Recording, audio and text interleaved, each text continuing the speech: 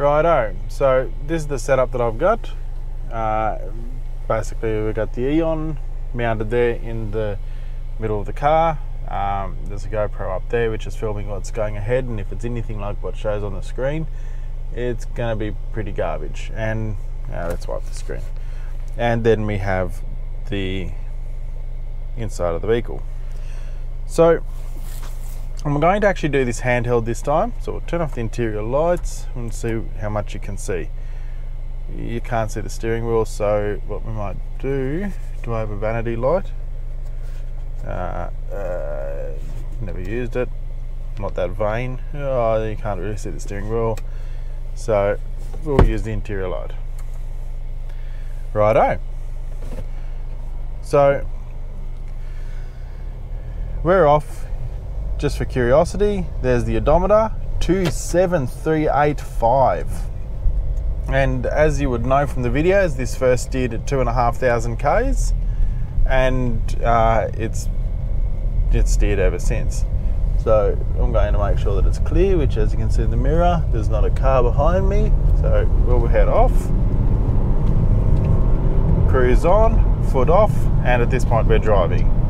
As you would know, I don't need cruise enable, but if I do, and you see the speed going straight up to 103 automatically. So that's one of the big benefits of 0.57, is that we're reading the speed of the GPS from OpenStreetMaps, and as a result we set the cruise control. We set it to the speed that's set up there, and we're just driving down country highway. So as you can see, I haven't really done much since we've taken off. Now you'll notice my steering wheel is 3 degrees off. It is 3 degrees off for the record, but it's not showing that on the Eon. I hit a massive pothole, and it's literally knocked my steering out 3 degrees, and I've had to actually put that 3 degree offset in car state to account for it, so that it keeps steering properly. Without that, I was having lane hugging issues. So what you'll notice if you're looking at the Eon screen now is that the advanced lane change is gone. Now unfortunately I had to send that away, and it'll be back, but it's not working properly. It's not working properly in 0.57 at all, and it got a lot worse when I put the gernby model in. So that's the main reason of this release, is because of what gernby has done to the steering model of the car. So he's got a feed forward in his lookup. Look, that's just, let's put it this way, he's got a new model for steering, in how that it predicts where it's got to steer and things like that. He's done an extremely good job. I haven't read all the code myself, so I haven't actually figured out exactly how he's done it all, but compared to what Comma had, it's a totally new system. It's a whole new upgrade, and you can see the steering wheel. This is a reasonably bad section of highway. You can see there's no lines in front of me. Now previously that used to pull really hard to the left, so that's a benefit of 0.57 and what he's done. And it's quite rough, like you can probably tell because I'm hand holding a camera just how much this road rocks around. And I'm on this particular section of road because it was an area that drove really badly just because of the condition of the road, and now it drives actually really, really well. So we've still got all the standard features that you're used to. We've still got the camera forwarding, which I've turned off. If anyone wants to know why, that's a great place to ask me in Discord, or ask me in Slack, and I'll explain why I don't use it. MAD and sound, I've got both of those turned on. I wouldn't, look at this, slam on the brakes and we just keep on steering. It's nice doing this at night time when there's no one around, but we're still steering. This is the way that it should be. You don't need it to cancel steering. There's no reason for it to cancel steering. So just, yeah, I'm really going to leave this like this, and I hope that some other people and some other forks eventually decide that it's also a good idea and add it into theirs. But it's an option to turn off, and there are some users that refuse to turn it on. They really want this touch the brake and lose steering. I don't quite understand why. and that's the reason I leave it as an option, because I don't have to understand why. I just have to give an option so that people can have what they want. So I've got a little section here that I'll do a quick turnaround at. Now, obviously I don't want to fight it when I'm turning corners either. Put on the blinker and it's not assisting me at all. There's not a car on this road anywhere. We just turn around, blinker goes off, and we're steering because we hit that 1 second after the blinker went off, and that's it. Off we go again. Hit cruise, set it to 80, and there it goes up. Now you notice it's not perfectly steady in how it goes up. It doesn't go really smooth. We're faking the button presses, and I've tried a lot of different combinations on how to do it, and what I've basically done is I'm doing it every 9 frames. I'm sending 2 messages saying that it was held down. If we send it right at the wrong time, at the right speed, being at every 10th frame, we end up with this issue where the car thinks, or the car can ignore every single message just because of where it aligned. So I played around with some different alignments and different how many messages to hold down the button for, and so far this is what I found to be the best. Hold it down for 2 frames in a row, increase the message counter for both of those frames. Now, so this speed adjustment on Eon, in here in settings, the new settings is really laggy for whatever reason.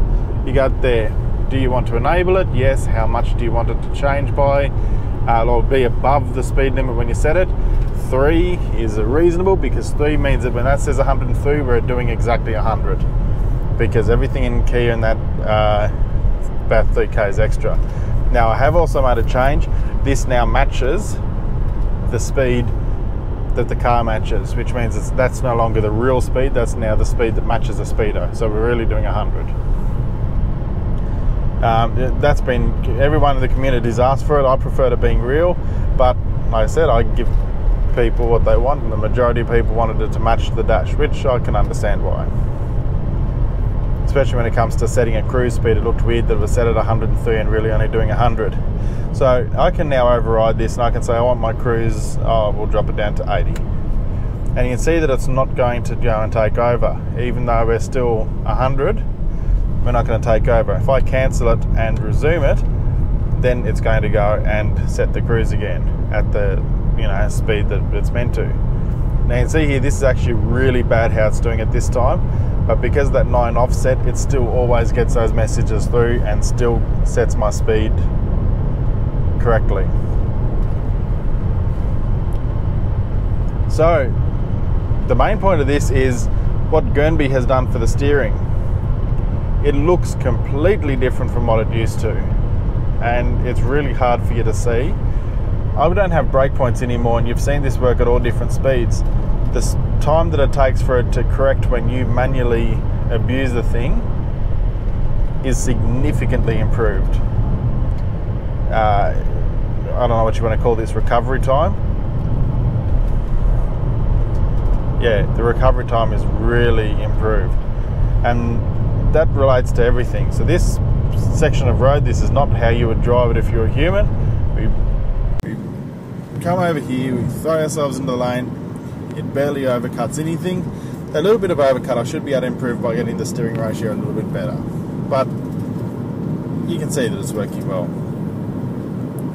and it's ready to go to everyone. I've had a couple people test it, and their general opinion was it is significantly better than what we had. So since there's no one around, we'll slow the thing down. We'll come to a stop. It's nice doing this at night. Come to a stop. Steering wheel and stop. Go. So you can see that we've got no spastic steering wheel movements regardless of the speed we're doing. And I'll just slow it down again. This is a perfect time to show a flaw of this vehicle. Floor it. Bang. And there we go. And every time I try to show people how bad it does a lot better than it normally does. But yeah, its response time is shocking. So again, we'll set at the wrong speed and cruise control goes straight up to the perfect speed. I'm really happy with how this port's working, guys. And I'm sure you can see why, because it is steering beautifully. So we're about to come into town and we're going to go through a few different speeds, and you'll get to see how nice the thing adjusts.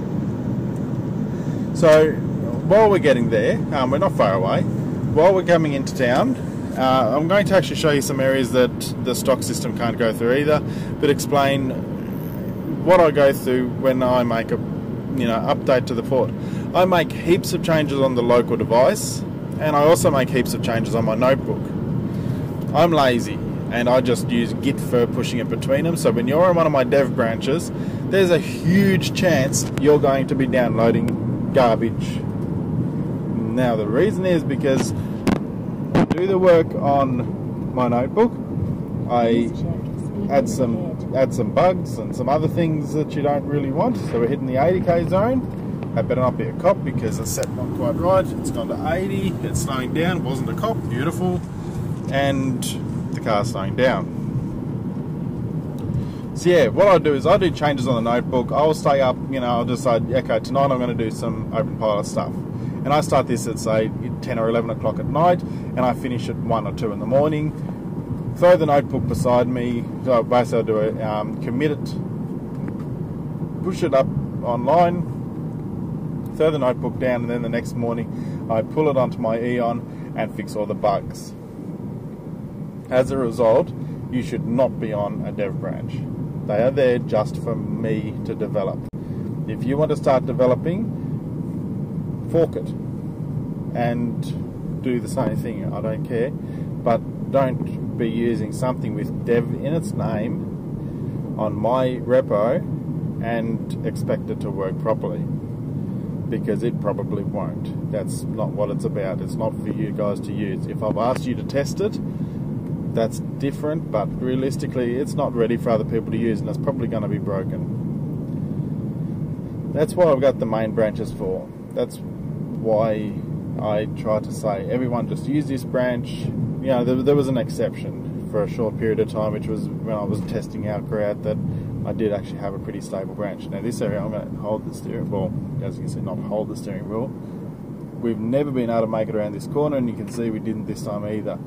Now that's not really Openpilot to blame, that's bad road. But we see we drove through there. I'm going to slow down. We'll do a U-turn here, because I want to go through this part of town several times to show you what's going on. So this is gernby model on Openpilot the other direction, and we'll set our cruise, and yeah, that's right, go diesel, make a lot of noise and do nothing. We're up the speed, and now we'll go around this corner, and again I'm not really holding it. I'll grab it if I need to, which I will need to right at the last point here. Here it's not going to quite make it around, so I'll just help it a little bit, and you can see that I'll finish it off. That's the torque limit of the car. So you can see we got around this area. We're coming up here. We're going to drive through here just fine as well. Beautiful, beautiful, beautiful. So all looks good. I'm going to stop, do a U-turn, and then show you what this is like if we were to be running the stock system, because I still have people comment saying, oh, the stock systems can do this. Oh, they've been able to do that for years. Oh, they've gotten much better. Yeah, they have, but they're still complete and utter rubbish. And I'm about to show you just how rubbish they are. And if you know how good the stock systems are of all the different companies, you'd know that Kias are actually one of the better ones, or the Kia and Hyundais. So we'll push that button, Openpilot's off, and now what I'm going to do is unplug it. Unplugged. Dash errors, and dash errors will disappear, because now Panda is forwarding all of my messages. So push that, we're alive. So now we're on stock. We're not using Openpilot anymore, because all the companies have got such good lane keep assist. They keep you in the lanes incredibly. So when that icon goes green, we'll go to their gimmicky screen. When that icon goes green, eventually, there we go, now it's steering. We're alive! We're still alive, and now we are steering. We are steering using the stock system, and you can see that it is steering. It's keeping us in the lanes. In the lines, I should say. And to be honest, the stock system does a lot better at night. This little bit that it just got around then, it can't do that during the day. Ooh, keep hands on steering wheel. This point here, 50% of the time it'll make it across that line, the other 50% it won't. And here, hey, oh, what's it doing? Yes, that's what it's doing. And this is a very common feature of the stock system. For the record, I knew exactly what it was going to do because it's consistently useless. And you'll notice right now it's driving with a white line. It's steering now. When it goes white, it stops steering. We're almost over the... Actually, no, we are over the line. It's really that bad. Okay, we're starting to get a bit more traffic here. I'm not really showing you what's going on, am I? Starting to get a bit more traffic here, but I'm going to do a U-turn at the lights and show you going the other direction. Okay, we're driving us over the line and it still thought it was happy. But anyway, you know, this system's awesome. You don't need this Openpilot garbage because, you know, they're built into all modern cars and blah, blah, blah. Seriously. Oh, we're at the lights. We're at the lights. Oh, waiting. Oh, and boom, boom, boom we go. And do a Yui. Floor him. Cruise set. Off we go. Off we go. Off we go. Yep, we're in the lines. So like you said, like people have said, it does keep you in the lines. It does better at night time than it does in the day. Having said that, so does Openpilot. It's just they're more obvious at night time than they are in the day. Touch the steering wheel. Needs surprising amount of torque to correct. It's beeping again. That beeping is actually because it's failed to keep in the line. Now here, I'm going to just leave it kill me. And there we go, we're over the line. I'm going to save it. You can see that it's gone white. It's not even attempting to steer. Nope. Oh, there we go. It's steering again. It's steering again. Now this particular section here, depending on what direction that you're aiming, sometimes it'll get you through it, sometimes it won't. Now that's normal. That's normal. It won't ever get around that section. We're actually still right. So keep touching the wheel. Come on, come back. There we go. There we go. It's steering again. And we're over the line. We're over the line again. Now, it's worth noting that that bitty beep beep shit, I can have Openpilot driving. Come on, plug in, plug in, plug in, plug in, plug in, plug in. Ah! Okay, I need to pull over. I cannot handle this crap. Stop. Plug in. Plug in. Plug in. My wife knows exactly what this is like.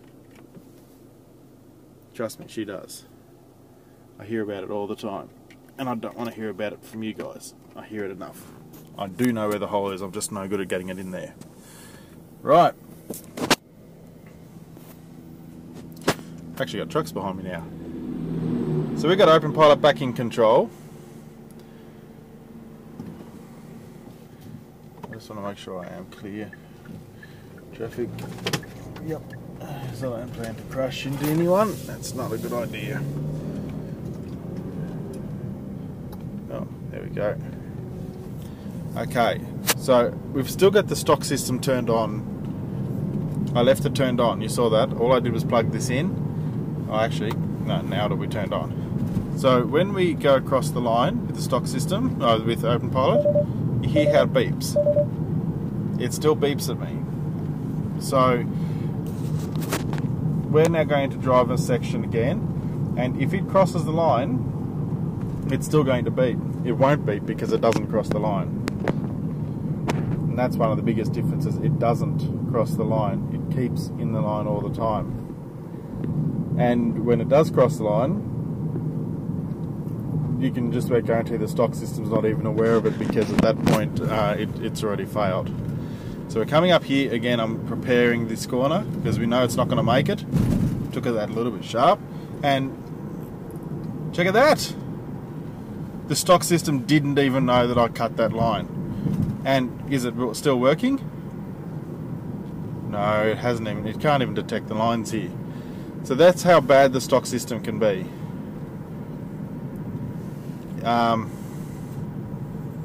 We'll just make sure it's on. Come on. Yeah. So that's it, guys. Another video, another day, doing nothing other than just showing you guys where everything's at. Thanks for watching, and please subscribe, because I really want to hit 100 subscribers, so that I just want a better link. I just want a better link to my videos. So share this around with your friends. That's off. Share this around with your friends. Help spread what Openpilot is, and help spread just how good it is on Kias and Hyundais. And it is good. It really is good. We may have one of the best cars for steering. It's definitely better than the Hondas and the Toyotas. As for the other makes, don't know. I think Hondas are just very weak in general. Toyotas are actually getting quite good. Some of them are quite good, and most of their issues they're sorting out. So, but either way, this is definitely one of the better picks of the makes. We don't have true longitudinal control. As you can see, we don't need it. At this stage, we don't need it. Will we need it eventually? Well, trust me, when we need it, I'll get it for you guys. Can be done. Everything can be done. It's just a matter of whether I need to or not.